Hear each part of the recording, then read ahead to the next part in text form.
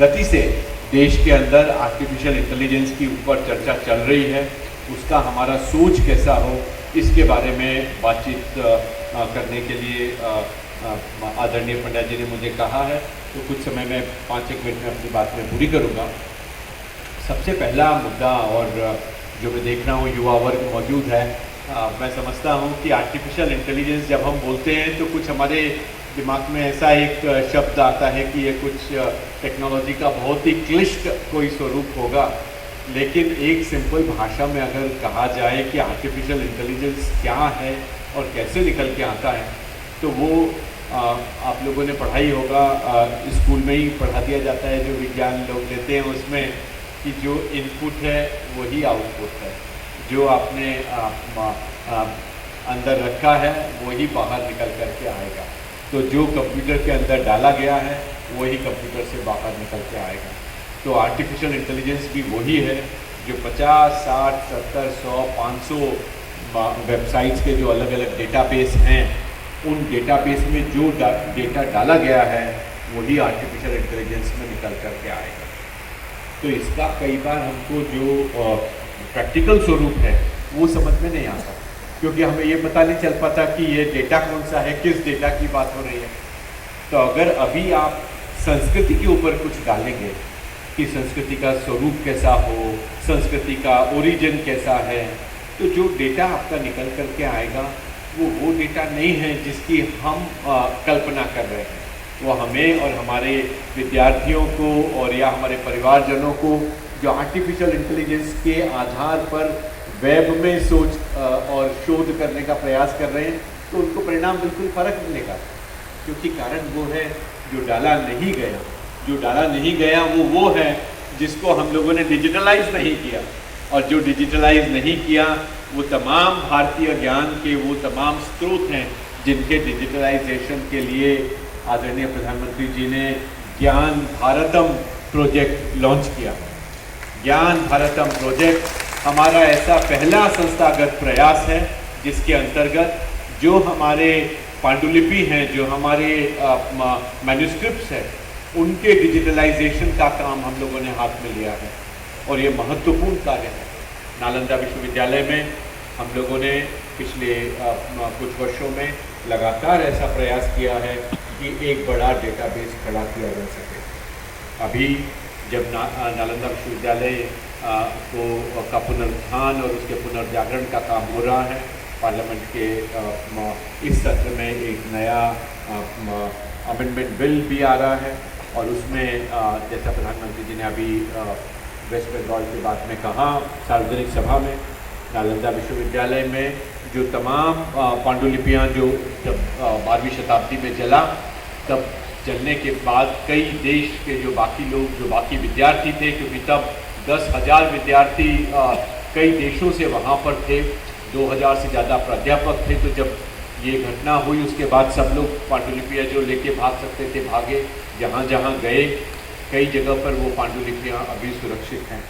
Mongolia में अभी हम लोग रेलिक्स लेकर के जा रहे हैं 27 तारीख को, और मंगोलिया से 138 पांडुलिपियों के लाने की बात हो रही है। थाईलैंड के साथ चर्चाएं हो रही हैं। तो ये तमाम पांडुलिपियाँ जो देश के हिस्सों में, जो विदेशों में अलग अलग जगह पर हैं, उनको लाके उनका डिजिटलाइजेशन करना, ये महत्वपूर्ण कार्य तब संभव है जब हम आर्टिफिशियल इंटेलिजेंस जैसे एडवांस डेटा बैंक्स के जरिए उसके ऊपर काम करने की प्रक्रिया को मजबूत करें। तो ज्ञान भारतम प्रोजेक्ट के माध्यम से हम ये प्रयास कर रहे हैं डेटा एनालिटिक्स और AI इन दोनों को जोड़ें। इसी के लिए हमने नालंदा में इस वर्ष अगस्त में मास्टर्स का एक नया प्रोग्राम डेटा एनालिटिक्स और AI पे शुरू किया है।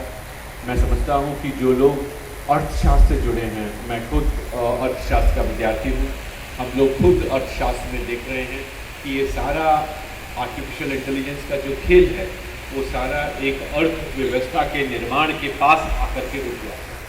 ये उन देशों के लिए है जो उससे पैसा कमाने की तमाम प्रकरणों में लगे हुए हैं। आर्टिफिशियल इंटेलिजेंस से हम किस ढंग से पैसा कमा सकते हैं, किस ढंग से अपना नैरेटिव दे सकते हैं, किस ढंग से मार्केट की चॉइसेस को कम कर सकते हैं और किस ढंग से उसके कानूनों में वो परिवर्तन कर सकते हैं जो राष्ट्र की सरकारें फिर उसको नियंत्रित न कर सकें।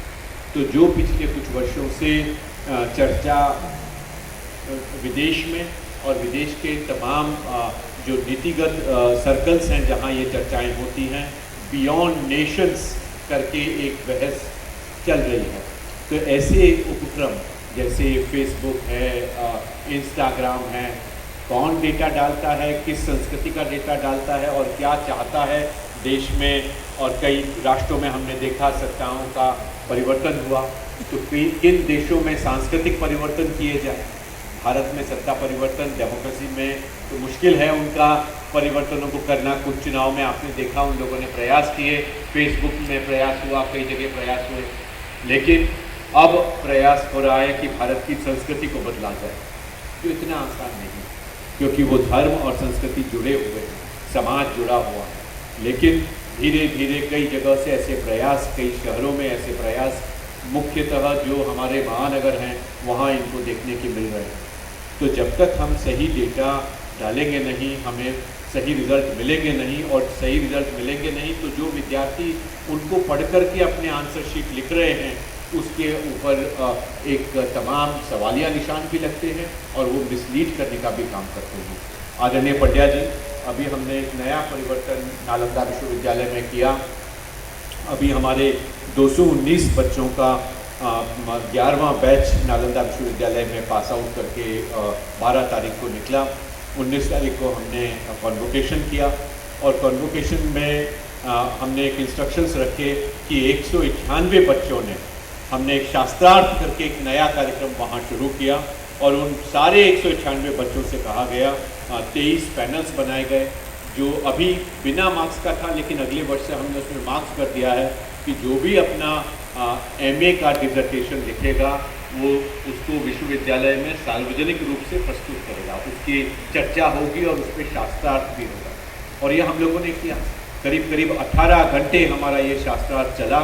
सारे 200 से ऊपर बच्चे उसमें शामिल हुए और उसमें कई बच्चे अफ्रीका के हैं, कई बच्चे साउथ ईस्ट एशिया के हैं, 19 देशों के बच्चे हैं, 14 देशों के बच्चों ने उसको पास किया। तो ये एक बड़ा उपक्रम और एक बड़ा प्रयास हमको खड़ा करने की आवश्यकता है आर्टिफिशियल इंटेलिजेंस को समझने के लिए और उसको आगे ले जाने के लिए। उसको आगे ले जाने का काम तभी सार्थक होगा जब हम कंप्यूटर के माध्यम से, इंफॉर्मेशन टेक्नोलॉजी के माध्यम से वेब के ऊपर वो डेटा रख सके जो हम पांडुलिपियों में सोच को लेकर के आए हैं।